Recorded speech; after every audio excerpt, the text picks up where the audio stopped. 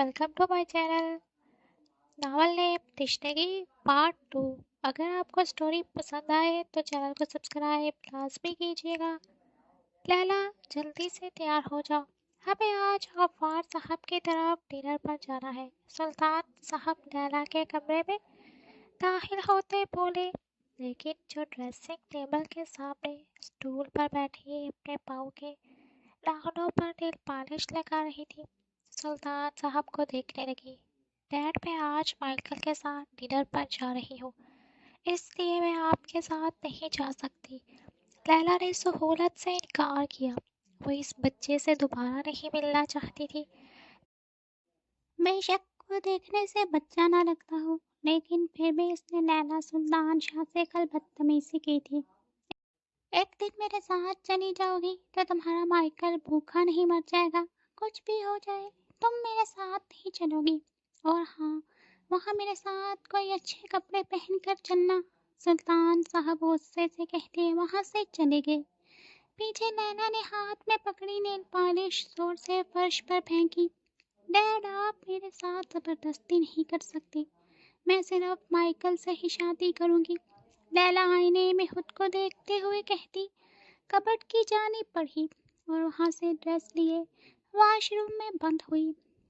Welcome سلطان صاحب۔ غفار صاحب پرجوشی سے سلطان صاحب کے گلے ملے، حال احوال پوچھا۔ اس کے بعد سلطان صاحب شہریار کے گلے ملے۔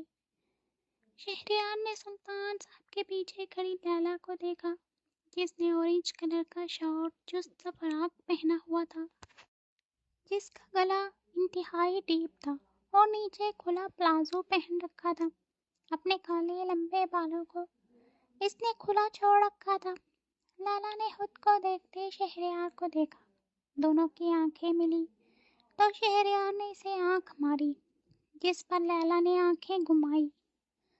آئے سلطان صاحب، بیٹھ کر باتیں کرتے ہیں، غفار صاحب مسکرا کر کہتے۔ سلطان صاحب کو لیے آگے بڑھے، جانم بہت ہاٹ لگ رہی ہو، کیوں ان کے اوپر اوپر سے نظارے کرا کر میرے جذباتوں کو بڑھاتی ہو؟ شہریار اس کے نزدیک ہوتا، اس کے سینے کی گہرائیوں پر طنز کرتا بولا، شٹ اپ۔ لیلا غصے سے کہتی سلطان صاحب کے پیچھے چلی گئی۔ ڈیڈ، آپ لوگ بیٹھ کر باتیں کریں، میں لیلا کو ہمارا گھر دکھاتا ہوں۔ لیلا وہاں پر بیٹھتی، شہریار کے کہنے پر اسے گور کر دیکھنے لگی۔ جاؤ بیٹا، دکھا دو۔ سلطان صاحب مسکرا کر بولے، چلو چلتے ہیں۔ شہریار لیلا کا ہاتھ پکڑتا اسے وہاں سے لے گیا۔ میرا ہاتھ چھوڑو، کتنی بار کہا ہے، مجھے ٹچ مت کیا کرو، مجھ سے دور رہ کر بات کیا کرو۔ لیلا نے بیچ راستے سے ہی اپنا ہاتھ اس کے ہاتھ سے چھڑا لیا۔ اوہ، میرے ٹچ کرنے سے تمہیں کرنٹ لگتا ہے، اور اس نشئی کے ٹچ کرنے سے تمہیں کچھ نہیں ہوتا۔ شہریار کو ایک دم سے غصہ آیا تو اس کی آنکھیں سرخ ہو گئی۔ تمیز سے بات کرو مائیکل کے بارے میں، اور تم کیوں ہمارے پیچھے پڑے ہو؟ بچے ہو تو بچے کی طرح رہو۔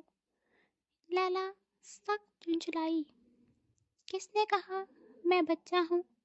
18 کا ہو چکا ہوں، اب تو یونیورسٹی کا اسٹوڈنٹ بن گیا ہوں، اور کہاں لکھا ہے 18 کا لڑکا شادی نہیں کر سکتا؟ ایک موقع تو دے کر دیکھو، رات رات بھر سونے نہیں دوں گا۔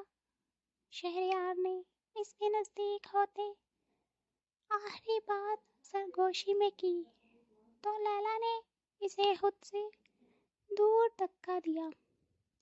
پھر بھی مجھے تم سے شادی نہیں کرنی، لیلا کہتی آگے بڑھ گئی۔ اسے شرم محسوس ہو رہی تھی۔ شہریار کی طرح مائیکل نے کبھی اس سے اس طرح کی باتیں نہیں کی تھی۔ وہ مائیکل کو خود کو چھونے ضرور دیتی تھی، مگر کبھی مائیکل کو اس نے اس کی لیمٹس کراس کرنے نہیں دی تھی۔